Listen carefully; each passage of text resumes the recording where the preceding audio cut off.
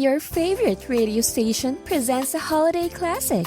Attaboy, Clarence. The 23rd anniversary edition of Christmas on the Radio. God bless us, everyone. Now the 2022 edition of Christmas on the Radio with your host, Wyatt Cox. The grand orator himself, Orson Welles, in an episode of his show sponsored by Lady Esther. This program goes back 81 years to December 22nd, 1941. And it came to pass in those days that there went out a decree from Caesar Augustus that all the world should be taxed. And all went to be taxed, every one into his own city.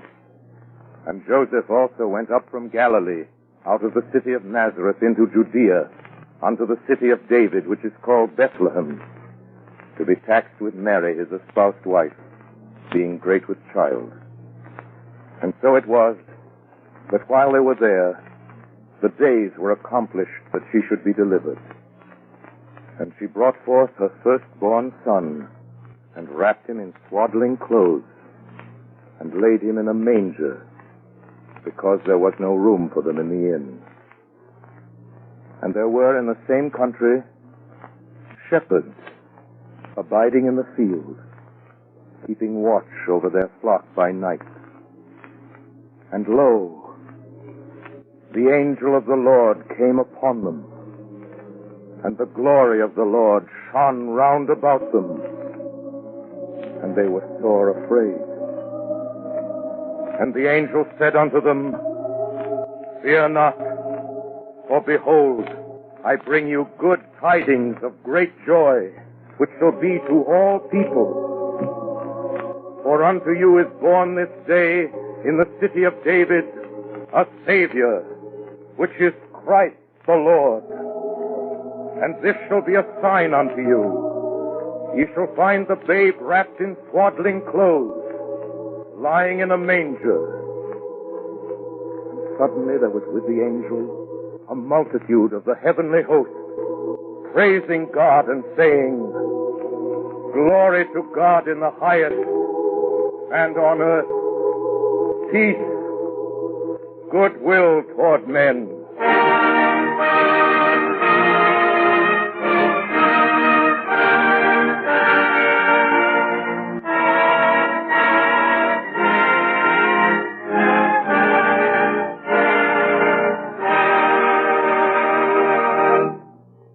I just read you the story of the Nativity as told by St. Luke in the Bible, according to King James. Good evening, everybody, and Merry Christmas.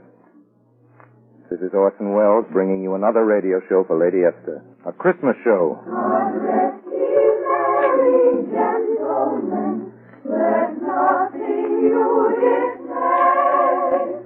Remember Christ our Savior was born on Christmas Day.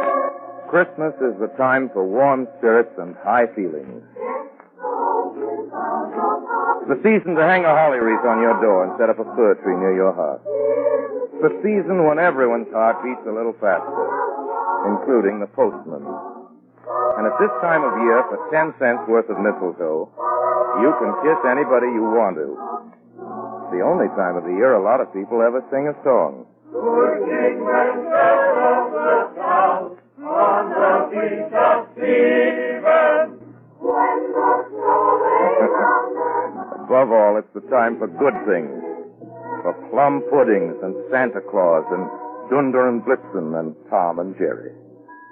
Here in America, our way of celebrating Christmas, like our very population, comes to us from many lands. From the old Scandinavian Druids, we've taken the mistletoe and the happiness it stands for. From the French, we've learned to sing a glad Noel. From England, we've adopted holly and the Yule log. From the old legends of Middle Europe, we've taken the Christmas tree, and the first chimneys Santa Claus ever climbed down were in Holland. We've made certain changes.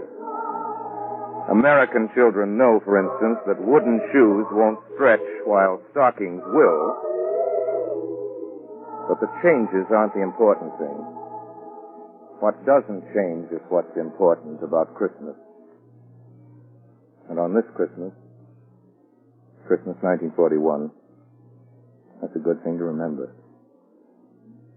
God rest you merry, ladies and gentlemen. Let nothing you dismay. We send you with this program the warmest greetings of Christmastide. Goodwill toward all men of goodwill throughout the world.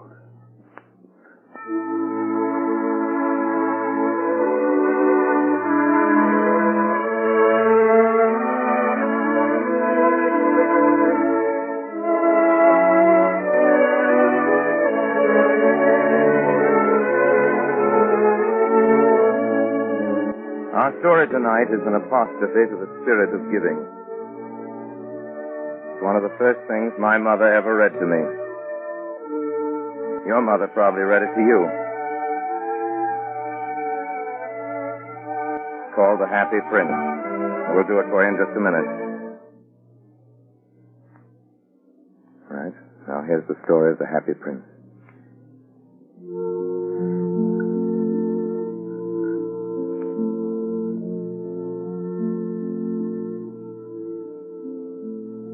High above the city, on a tall column, stood the statue of the Happy Prince. He was gilded all over with thin leaves of fine gold. For eyes, he had 2 bright sapphires, and a large ruby glowed on his sword hilt. He was very much admired indeed. One night there flew over the city a little swallow on his way south to the pyramids in Egypt. He stopped when he saw the statue on the tall column. I will put up here for the night. This is a fine position with plenty of fresh air. I have a golden bedroom. Just as the swallow prepared to go to sleep, a large drop of water fell on him. What a curious thing. There's not a single cloud in the sky. And yet it's raining. The climate here in the north is really dreadful. Then another drop fell. What's the use of a statue if it cannot keep the rain off? I must look for a good chimney pot. But before he'd opened his wings, a third drop fell, and he looked up and saw... what did he see? The eyes of the Happy Prince were filled with tears, and tears were running down his golden cheeks. Who are you? I am the Happy Prince. Why are you weeping then? When I was alive and had a human heart, I did not know what tears were. My courtiers called me the Happy Prince, and happy indeed I was, if pleasure be happiness. Now that I am dead, I am up here so high, I can see all the ugliness and all the misery of my city. And though my heart is made of lead, yet I cannot choose but weep. What? Isn't that solid gold? The swallow said this to himself. He was too polite to make any personal remarks out loud. Far away in a little street, there is a poor house. One of the windows is open, and through it I can see a woman seated at a table. Her face is thin and worn, and she has coarse red hands, all pricked by the needle, for she is a seamstress. She is embroidering passion flowers on a satin gown for the loveliest of the Queen's maids of honor to wear at the next court ball. In a bed, in the corner of the room, her little boy is lying ill. He has a fever and is asking for oranges. His mother has nothing to give him but river water, so he is crying. Swallow, little swallow, will you not bring her the ruby out of my sword hilt? My feet are fastened to this pedestal, and I cannot move. I am waited for in Egypt. My friends are flying up and down the Nile and talking to the large lotus flowers. Swallow, little swallow, will you not stay with me for one night and be my messenger? The boy is so thirsty, and the mother is so sad. It's very cold here, but I will stay with you for one night and be your messenger. Thank you, little swallow. So the swallow picked out the great ruby from the prince's sword and flew away with it in his beak over the roofs of the town. He passed by the palace and heard the sound of dancing. a beautiful girl came out on the balcony with her lover. How wonderful the stars are, and how wonderful is the power of love. I hope my dress will be ready in time for the state ball. I have ordered passion flowers to be embroidered on it, but the seamstresses are so lazy. He passed over the river and saw the lanterns hanging to the masts of the ships. At last he came to the poor house and looked in. The boy was tossing feverishly on his bed, and the mother had fallen asleep. She was so tired. In he hopped and laid the great ruby on the table beside the woman's thimble. Then the swallow flew back to the happy prince and told him what he had done. It is curious, but I feel quite warm now, although it's so cold. That is because you have done a good action. And the little swallow began to sink, and then he fell asleep. Sinking always made him sleepy. When day broke, he flew down to the river and had a bath. Tonight, I go to Egypt. The swallow was in high spirits at the prospect. When the moon rose, he flew back to the happy prince. Have you any commissions for Egypt? I am just starting. Swallow, will you not stay with me one night longer? I am waited for in Egypt. Tomorrow my friends will fly up to the second cataract. The river horse couches there among the bulrushes, and on a great granite throne sits the god Mammon. Swallow, swallow, little swallow. Far away across the city, I see a young man in a garret. He is leaning over a desk covered with papers. He is trying to finish a play for the director of the theater, but he is too cold to write anymore. There is no fire in the grate, and hunger has made him faint. I will wait with you one night longer. Shall I take him another ruby? Alas, I have no ruby now. My eyes are all that I have left. They are made of rare sapphires, which were brought out of India 1,000 years ago. Pluck out one of them and take it to him. He will sell it to the jeweler and buy firewood and finish his play. Dear Prince, I cannot do that. Swallow, swallow, little swallow, do as I command you. So the swallow plucked out the prince's eye and flew away to the student's garret. It was easy enough to get in, as there was a hole in the roof. Through this he darted and came into the room. The young man had his head buried in his hands, so he did not hear the flutter of the bird's wings. And when he looked up, he found the beautiful sapphire. I'm beginning to be appreciated. This is from some great admirer. Now I can finish my play. The next night, the swallow flew back to the happy prince. I am come to bid you goodbye. Swallow, swallow, little swallow, will you not stay with me one night longer? It is winter, and the chill snow will soon be here. In Egypt, the sun is warm on the green palm trees, and the crocodiles lie in the mud and look lazily about them. My companions are building a nest in the temple of Baalbek. Dear Prince, I must leave you. But next spring I will bring you back 2 beautiful jewels in place of those you have given away.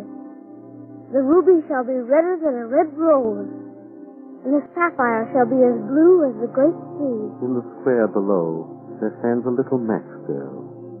She has let her matches fall in the gutter, and they are all spoiled. Her father will beat her if she does not bring home some money, and she is crying.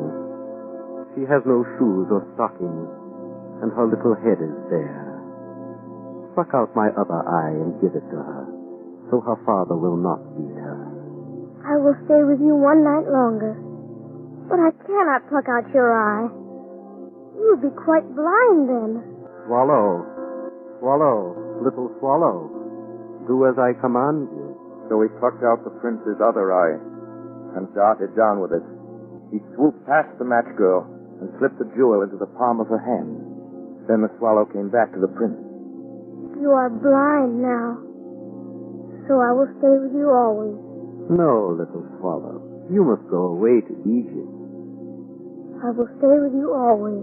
And he slept at the prince's feet. We'll hear more of the story of the Little Prince. From December 22nd, 1941, Lady Esther presents Orson Welles.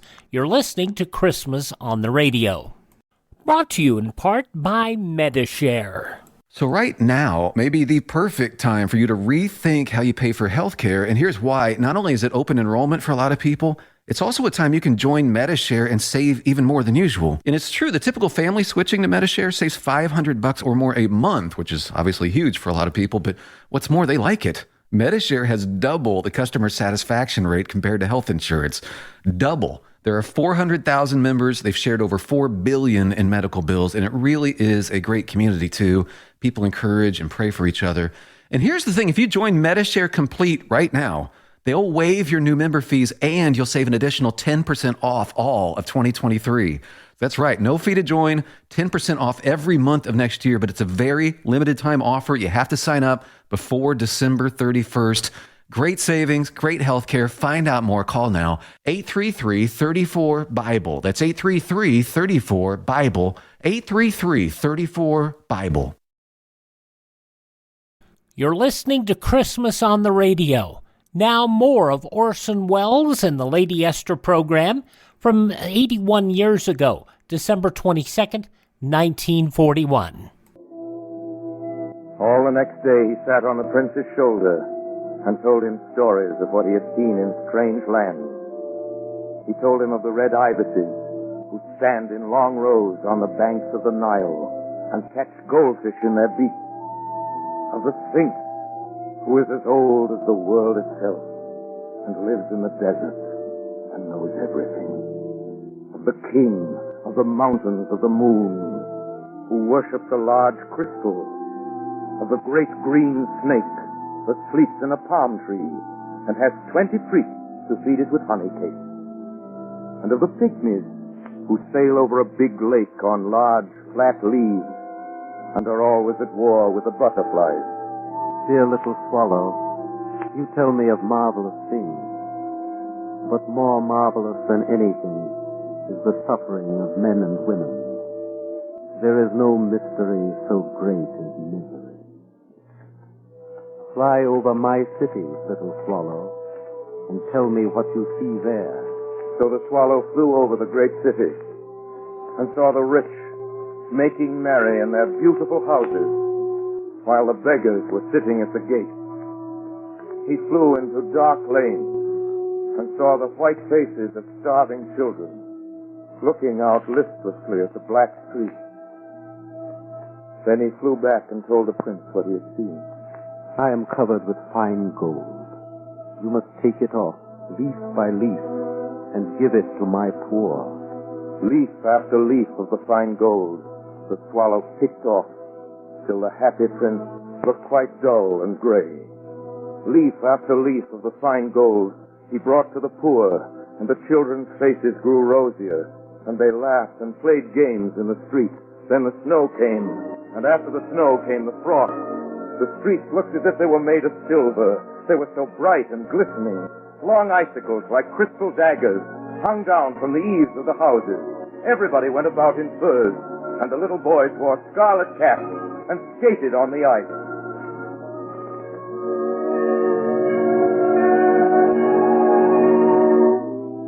The poor little swallow grew colder and colder. He would not leave the prince. He loved him too well. He picked up crumbs outside the baker's door when the baker was not looking. Tried to keep himself warm by flapping his wings. But at last he knew that he was going to die. He had just enough strength to fly up to the prince's shoulder once more. Goodbye, dear prince. Will you let me kiss your hand? I am glad that you are going to Egypt at last, little swallow. You have stayed too long here. It is not to Egypt that I am going. I am going to the house of death. Death is the brother of sleep. Is he not? And he kissed the happy prince on the lips and fell down dead at his feet. that moment, a curious crack sounded inside the statue, as if something had broken. The fact is that the leaden heart had snapped right in two. Certainly it was a dreadfully hard frost. Early the next morning, the mayor was walking in the square below, in company with the town councilors. As they passed the column, he looked up at the statue. Dear me, how shabby the Happy Prince looks. And here is actually a dead bird at his feet. We must really issue a proclamation that birds are not to be allowed to die here. And the town clerk made a note of the suggestion. So they pulled down the statue of the Happy Prince. And then they melted the statue in a furnace.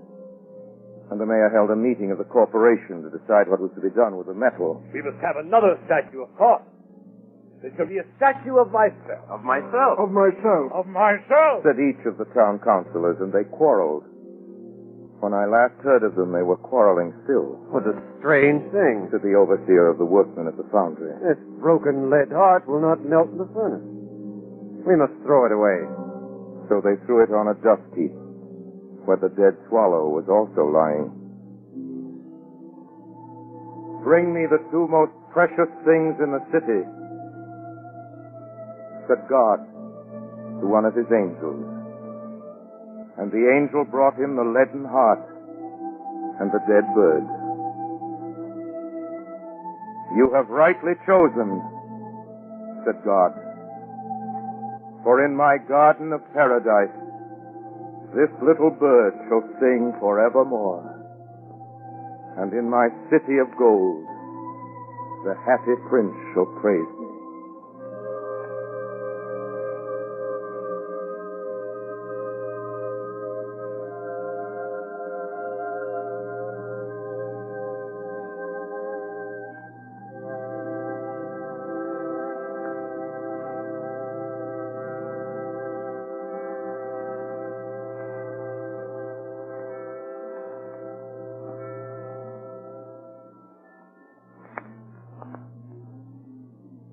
That was Wilde's The Happy Prince.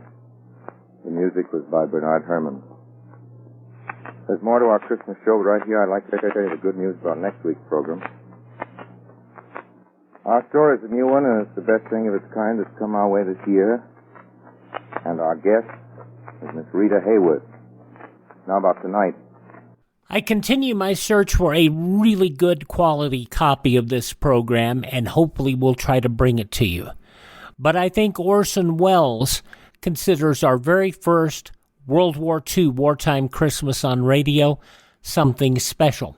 December 22nd, 1941, the Lady Esther program starring Orson Welles here on Christmas on the Radio. Thank you so much for joining us. We'll have the conclusion following our bottom of the hour break for our favorite radio stations. And I remind you, if you would like to learn more about our program, you can go to classicradio.stream. That is classicradio.stream, where we keep everybody up to date. And you can also hear our programs on demand. Now, these messages.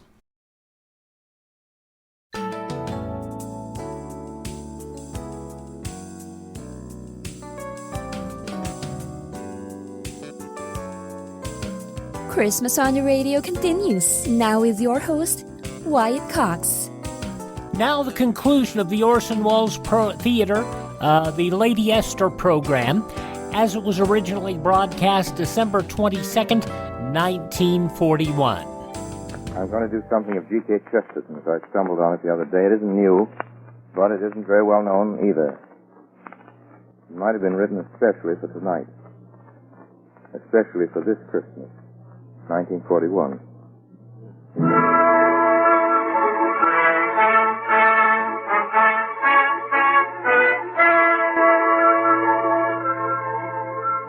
Our whole program tonight is intended to be a sort of radio Christmas card from Lady Esther and from all of us in the Mercury to you. From Bernard Herrmann, who composes all our music and conducts it. From Harry Esman, who makes the sound effects. From our engineer, Gary Harris. From Claire Olmsted and Jack Moss. From lots of people whose names we never mention on the radio, but without whom we wouldn't have a show. And also from those we do mention. From Ray Collins, Merry Christmas! From Agnes Moorehead. Merry Christmas. From Joseph Cotton. Merry Christmas! From Edgar Barrier, Erskine Sanford, Gus Schilling, and Tim Holt. Merry Christmas!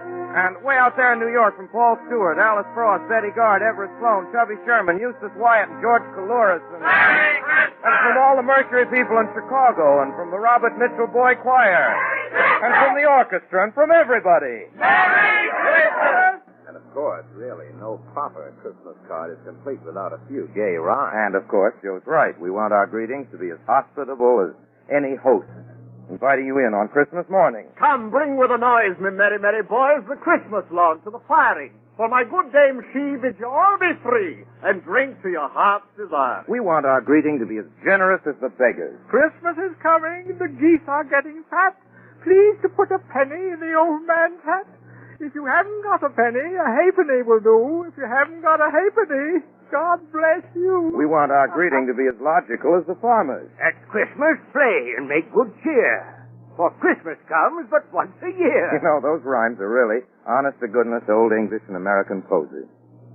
And now, because we want our greeting to be timely and very beautiful, too, here's a Chesterton poem, I promise you.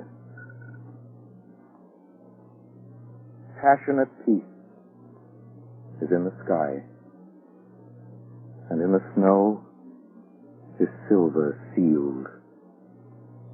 The beasts are perfect in the field, and men seem men so suddenly.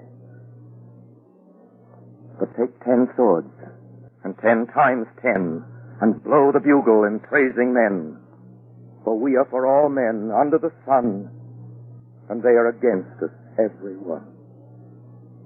And misers haggle, and madmen clutch, and there is peril in praising much, and we have the terrible tongues uncurled that praise the world to the sons of the world. The idle, humble hill and wood are bowed about the sacred birth. And for one little hour, the earth is lazy with the love of good. But ready are you, and ready am I, if the battle blow and the guns go by, for we are for all men under the sun, and they are against us, every one. And the men that hate herd all together, to pride and gold and the great white feather, and the thing is graven in star and stone, that the men who love are all alone. Hunger is hard, and time is tough, but bless the beggars and kiss the kings, for hope has broken the heart of things, and nothing was ever praised enough. But hold the shield for a sudden swing, and point the sword when you praise a thing, for we are for all men under the sun, and they are against us every one, and meme and merchant, sane and thrall, hate us because we love them all, only till Christmas tide go by. Passionate peace is in the sky.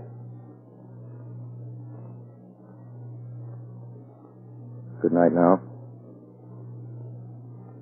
Lady Esther and we of the Mercury wish you everything that's good for your Christmas. We remain, as always, obediently yours. And again, God rest you merry, ladies and gentlemen. Let nothing you dismay.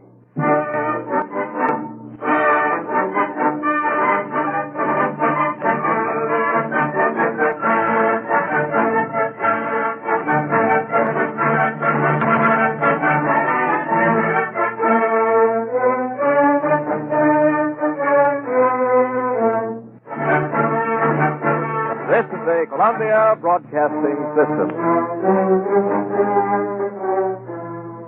Orson Welles did so much more than War of the Worlds, and I think that this shows it to you. From the first Christmas of World War II, December 22nd, 1941, 81 years ago, Orson Welles. You're listening to Christmas on the Radio. We'll be back in just about a minute.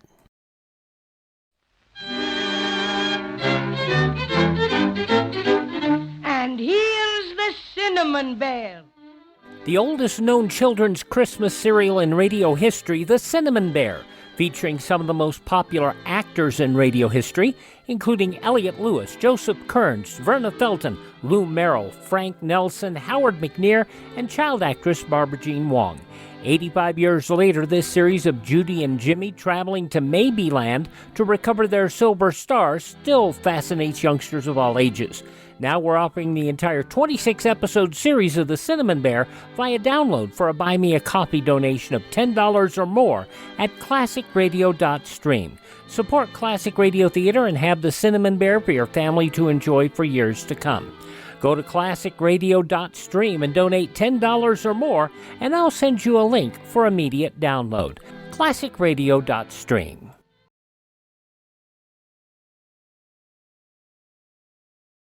Let's stay with CBS as we wrap up this hour of Christmas on the Radio. An episode of commentary by Douglas Edwards, the CBS news correspondent, as he reports on what it's like at the North Pole.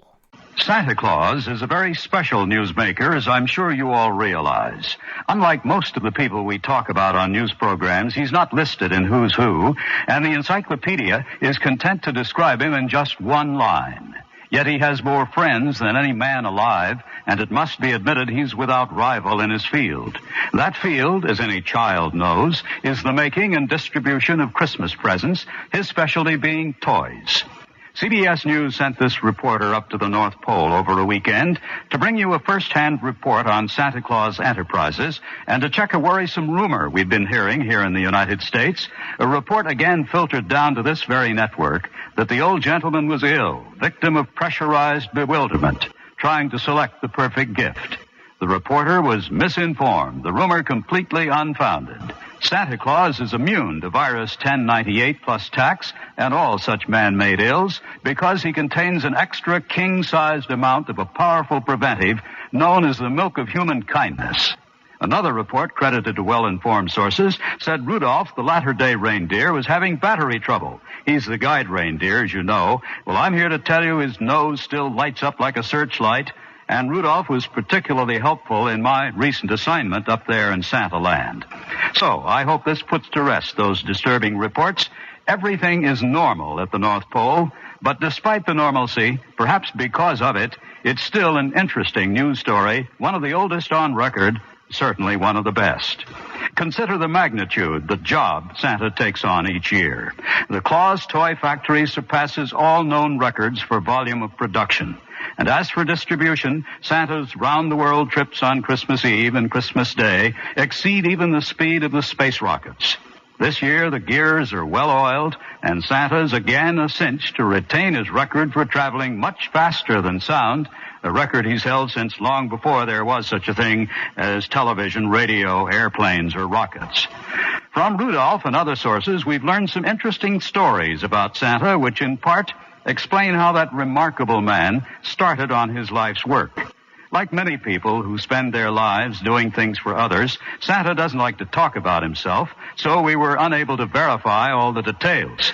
But we understand that when Santa was a small boy, and that was many, many years ago, his life was not so enjoyable. He was quite poor, and his family was barely able to buy food and other necessities, to say nothing of toys. This wouldn't have bothered Santa too much under ordinary circumstances because he was unusually independent and inventive. But his sister, whose name was Santella, was an invalid and couldn't entertain herself as most children do. It was really to help her that Santa became a toy maker. According to our North Pole sources, Santa started making toys when he was just 9 years old. Here, as nearly as we can tell after all these years, is how it came about. Since Santella had to stay in the house most of the time, Santa used to go out every day and get pretty stones and flowers for her to play with. and every evening he told her stories and did tricks to make her laugh. But that wasn't quite enough for a Merry Christmas, and when Santa was 9 years old, he decided to do something about it. First, he went to see the old toy maker in his village, the man who made toys for the rich children, and asked him for perhaps some cheap leftover toys. But the toy maker was a cross old fellow who thought only about making money, so he said no. There was no one else to turn to, since the old toy maker had cornered the whole market, so young Santa had to rely on himself. For weeks, his family heard him hammering and sawing in the basement, but he wouldn't let them come down to see what he was doing. Only on Christmas Day did he reveal his surprise. From the cellar, he brought up a dollhouse big enough for Santella to sit in, and brought her some small toys, too. Santella had her first really happy Christmas, and her happiness gave Santa the great idea. Right then and there, he decided to make toys for all the poor children in the village. He set to work right away, and when the next Christmas came around, he'd made enough toys for everyone, poor and rich children alike. As Santa grew up, his reputation spread with his waistline, and in a few years, the demand for his toys had skyrocketed. Santa's production methods were always way ahead of his time, but as he began to expand his trade, he began to have trouble with the distribution of the finished product. He needed a vehicle of some sort, and since Christmas comes in the wintertime, a sleigh, naturally, was the most practical means of transportation. A benevolent friend gave Santa a fine sleigh with the smoothest runners, and then all Santa needed was animals to pull it.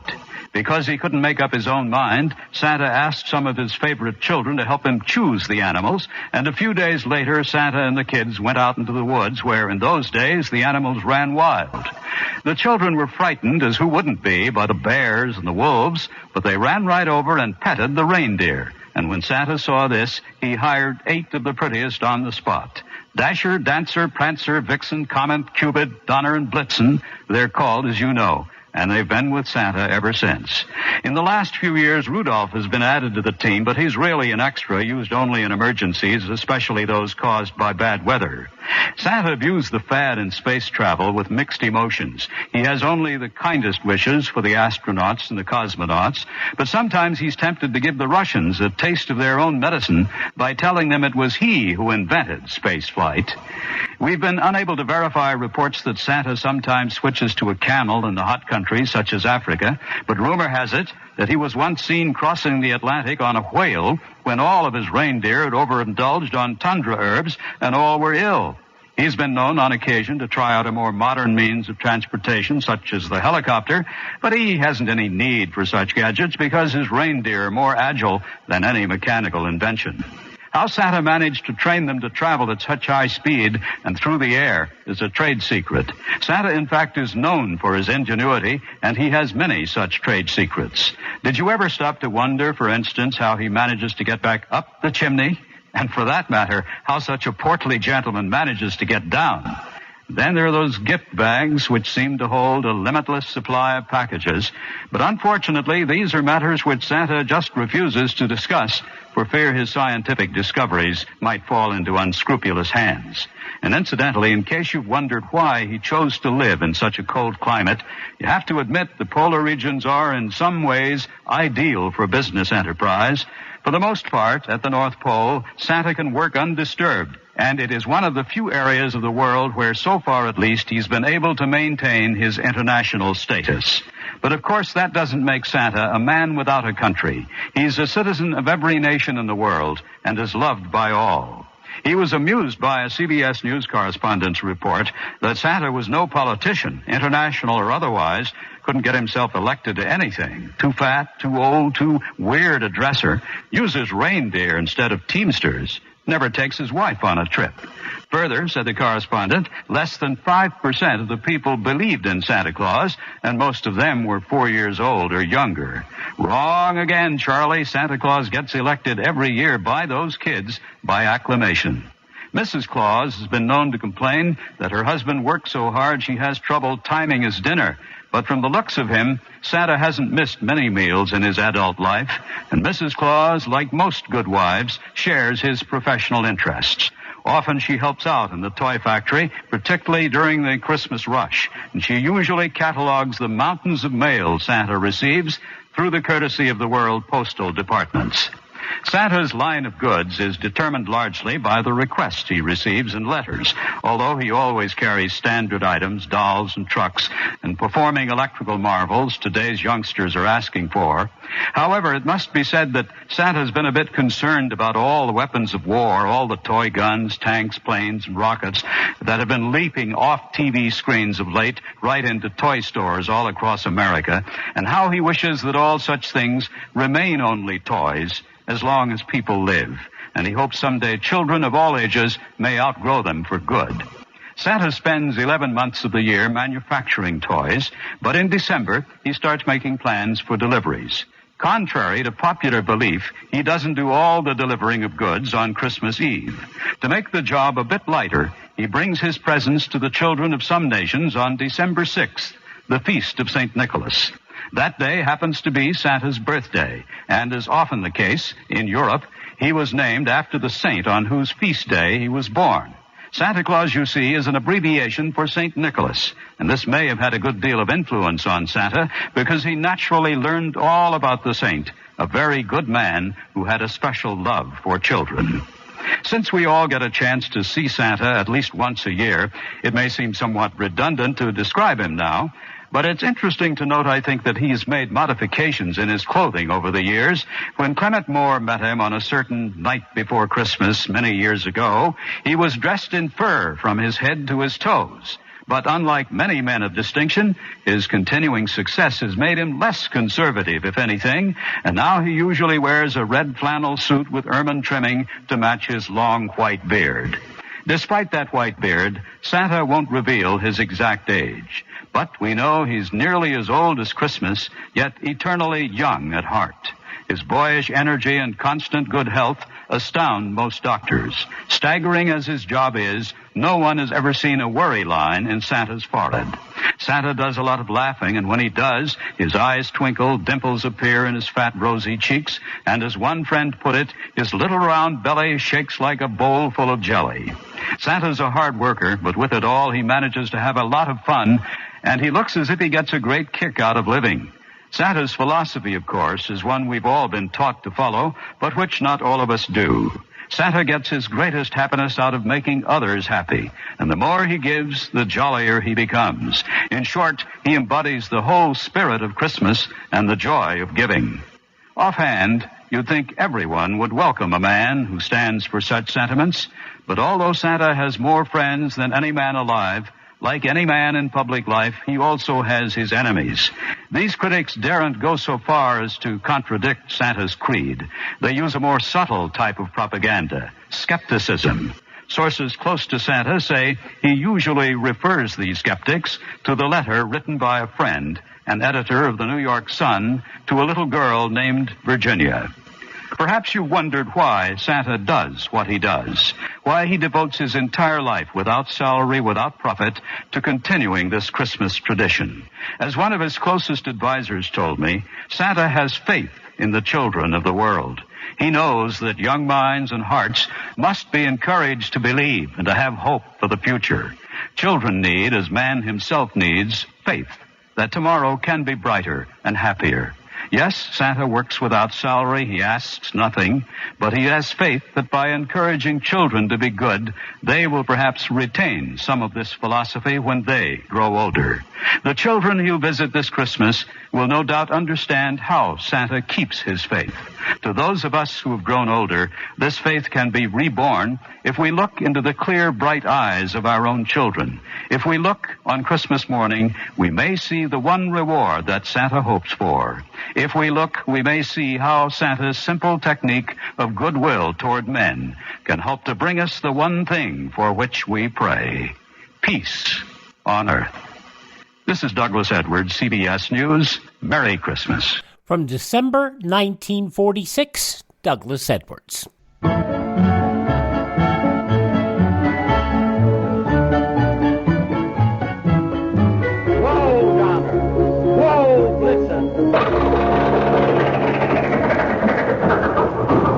Well, hello again. This is Jack Chris Kringle Benny wishing you a very Merry Christmas and an extremely Happy New Year from the entire Paramount studio in Hollywood. Yes, sir. Here I am, all dressed up in red breeches and reindeer, ready to spread Christmas cheer in my own puerile and banal style. Isn't it wonderful, folks, how good the holiday season makes you feel? Why, I'm just saturated with it. I love everybody, even Fred Allen. And believe me, it's really a holiday when I can love that guy. But believe it or not, Fred's here with me right now. And if you could see us, you'd understand why our new picture is called Love Thy Neighbor. You know, Freddie, when I discovered what the Christmas spirit did to us, you could have knocked me over with a feather. With those toothpicks that hold up your torso, it would have been a cinch. Oh, pardon me, Jackie. I forgot. We're pals. That's all right, Fred. We've said so many things about each other in the past. Hey, remember the time I said you were so tight you'd open a can of sardines, eat the fish, save the can for a cigarette case, and then have the key made into a button hook? A button hook? You know, right after you said it, I tried it, and it worked out fine. It did? Yeah. Say, remember the time... Oh, pardon me, Jack. I didn't mean to interrupt. That's all right. Go ahead. What were you going to say, Fred? Remember the time I said I'd knock your teeth so loose you'd think there was a dice game going on in your mouth? And you're just the guy that can do it. Oh, Jackie Benny, I could not. You'd have slapped me silly. Why, what are you talking about? You'd have broken every bone in my body. Oh, flatterer, you'd have thumped me into a pulp. You don't know your own strength. Hey, maybe somebody ought to tell me. Well, I should say so. I'm the weakling. You are? Why, of course. I'm just the spineless thing. And deep down in your heart, you know it. Jack Benny and Fred Allen continuing the feud back in 1940. Thank you so much for joining us here for Christmas on the Radio. A special thanks to this radio station and their advertisers, and to you for tuning in. My webpage is classicradio.stream. Classicradio.stream. Thank you for tuning in, and please accept my warmest wishes for a very Merry Christmas and happy and prosperous 2023.